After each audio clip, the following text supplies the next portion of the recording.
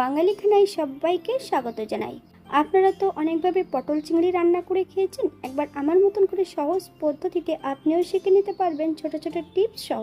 তবে আজকে আমি এখানে কিভাবে পটল চিংড়ি রান্না করলাম চলুন সেটা একবার দেখে নেওয়া যাক ভিডিওর মাধ্যমে। আশা করছি আজকের ভিডিওটি ভালো লাগবে। সকল বন্ধুদের কাছে অনুরোধ করছি সম্পূর্ণ ভিডিওটি দেখার।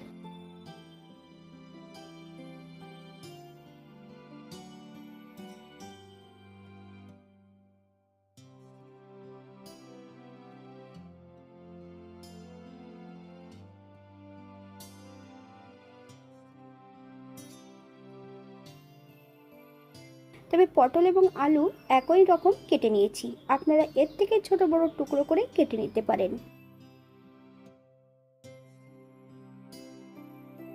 একটা কড়াইতে বেশ কিছুটা সর্ষের তেল অ্যাড করেছি। তেল গরম হওয়া পর্যন্ত অপেক্ষা করতে হবে।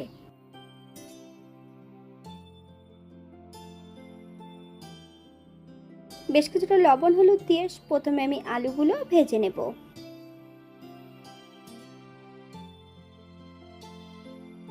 বাঙালি রান্না ঘরোয়া উপকরণ দিয়ে আপনাদের যদি রান্নাগুলো পছন্দ হয় তাহলে চ্যানেলটি সাবস্ক্রাইব করে দিয়ে পাশে থাকবেন।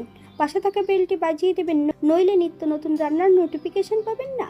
আমার এই চ্যানেলে আমিষ নিরামিষ এবং বিভিন্ন ধরনের পটল এবং চিংড়ি মাছের রেসিপি দেওয়া আছে। আপনাদের যদি পছন্দ হয় তাহলে চ্যানেলটি ঘুরে একবার দেখে নেবেন।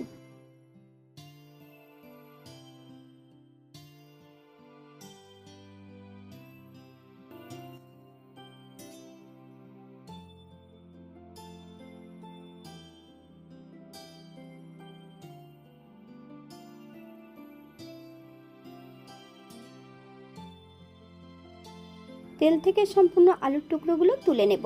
আপনারা এর থেকে কম বেশি ভেজে নিতে পারেন।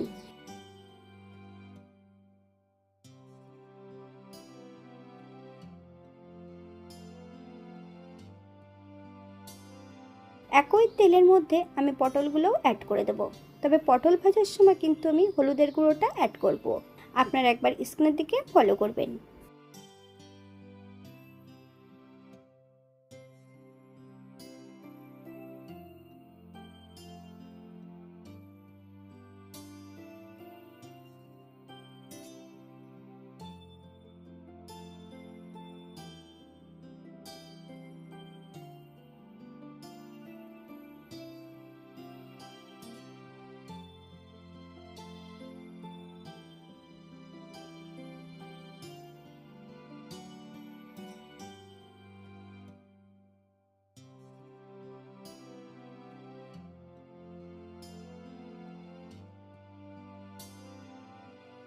হাফ চামচ লবণ, আপনার স্বাদ অনুসারে লবণটা অ্যাড করবেন।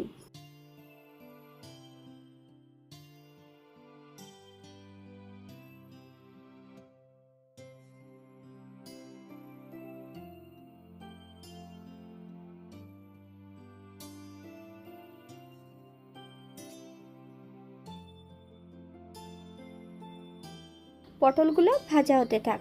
অপর দিক থেকে একটা কড়াইতে বেশ কিছুটা সর্ষের তেল অ্যাড করেছি। তেল গরম হওয়া পর্যন্ত অপেক্ষা করতে হবে।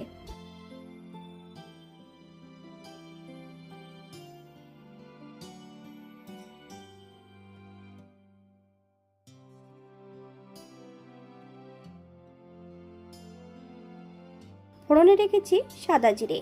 ফোড়ন থেকে সুগন্ধ বেরোলে মিডিয়াম সাইজের দুটো পেঁয়াজ সরু সরু করে কেটে নিয়েছি। সম্পূর্ণ পেঁয়াজের টুকরোগুলো অ্যাড করে দেব।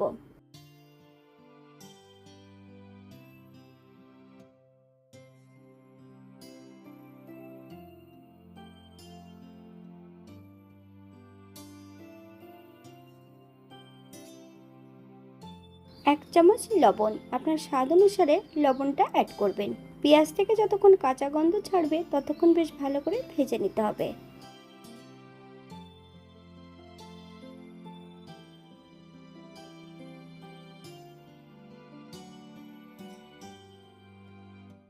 সাত থেকে আট কলি রসুন আমি এখানে 80% বেটে নিয়ে অ্যাড করেছি। আপনারা এখানে পুরো মিহি করে বেটেও অ্যাড করতে পারেন। গ্যাসের ফ্লেমটা মিডিয়ামে রেখে বেশ কিছু সময় ধরে ভেজে নিতে হবে।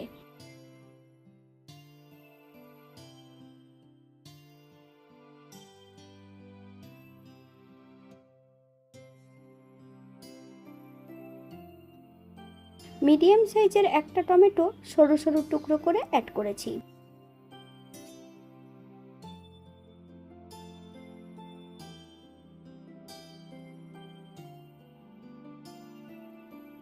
চার থেকে পাঁচটা কাঁচা লঙ্কা ফালি দিয়ে অ্যাড করেছি। আপনারা যদি পছন্দ করেন তাহলে লঙ্কার পরিমাণটা বাড়িয়ে দিতে পারেন।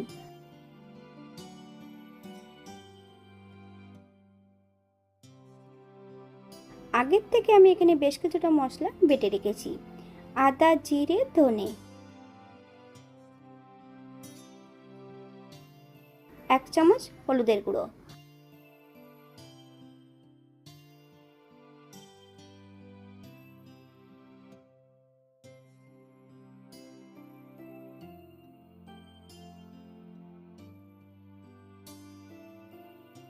আমি এখানে রঙের জন্য 1 চামচ কাশ্মীরি লঙ্কার গুঁড়ো ব্যবহার করেছি। আপনারা যদি পছন্দ করেন তাহলে পরিমাণে বাড়িয়ে দিতে পারেন।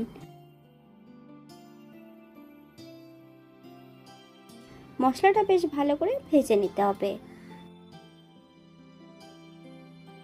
মশলা কষানোর জন্য এখানে আমি মশলা ধোয়া বাটি থেকে বেশ কিছুটা জল অ্যাড করব। মশলা থেকে যতক্ষণ তেল না ছাড়ছে ততক্ষণ বেশ ভালো করে মশলাটা কষিয়ে নিতে হবে।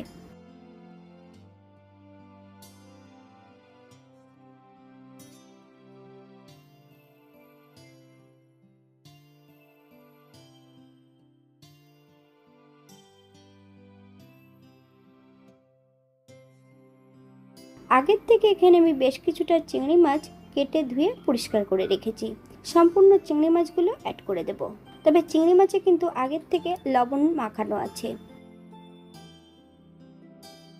গ্যাসের ফ্লেমটা হাইতে রেখে বেশ কিছু সময় ধরে চিংড়ি মাছ দিয়ে এবং মশলা দিয়ে ভালো করে কষিয়ে নিতে হবে। আপনারা একবার স্ক্রিনের দিকে ফলো করবেন।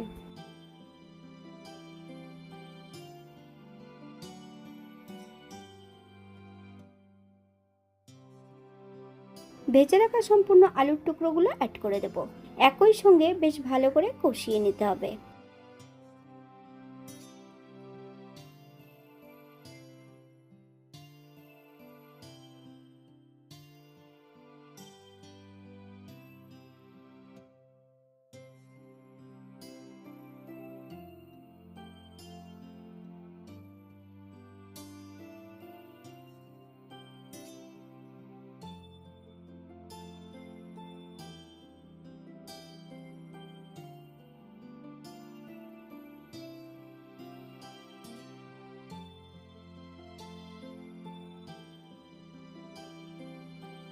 আগের থেকে ভেজে রাখা সম্পূর্ণ পটলগুলো অ্যাড করে দেব।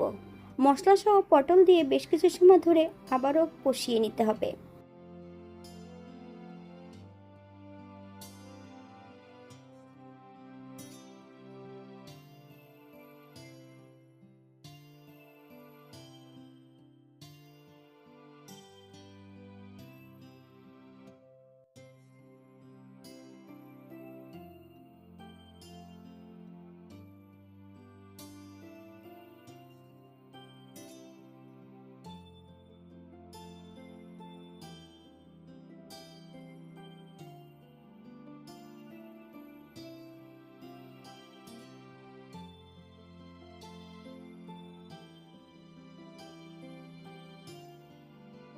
এখানে আমি গ্রেভির জন্য 2 কাপ জল অ্যাড করব। আপনাদের যতটা গ্রেভির প্রয়োজন আপনারা ততটা জল অ্যাড করতে পারেন। গ্যাসের ফ্লেমটা হাইতে রেখে বেশ কিছু সময় ধরে রান্না করে নেব, অথবা যতক্ষণ সবজি সেদ্ধ হচ্ছে না ততক্ষণ রান্না করে নিতে হবে।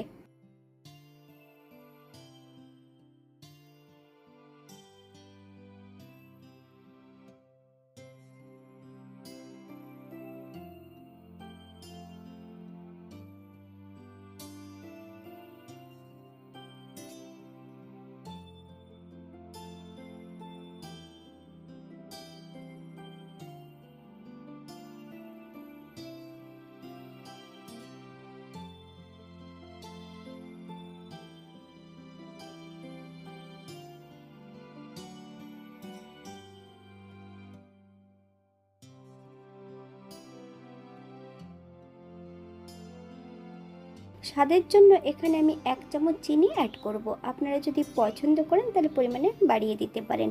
তবে চিনি অ্যাড করার পর কিন্তু বেশ কিছু সময় হাই ফ্লেমে রান্না করে নিতে হবে।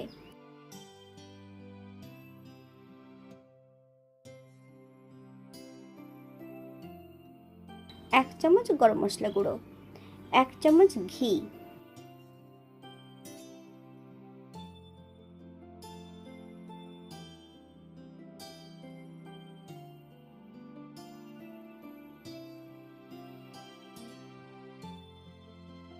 গ্যাসের ফ্লেমটা অফ করে দিয়ে 5 মিনিটের জন্য স্ট্যান্ডিং টাইম দেব, তারপর সার্ভ করব।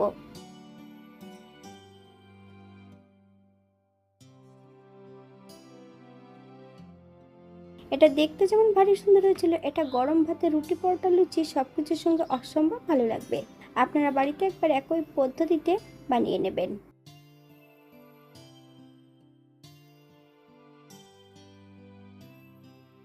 এখানে যে আমি উপকরণগুলো অ্যাড করেছি আপনারা এর থেকে কম বেশি করে নিতে পারেন।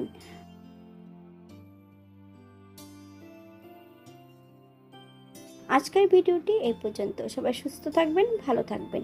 অন্যদিন নতুন রেসিপি নিয়ে আপনাদের সামনে আবার আমি হাজির হব।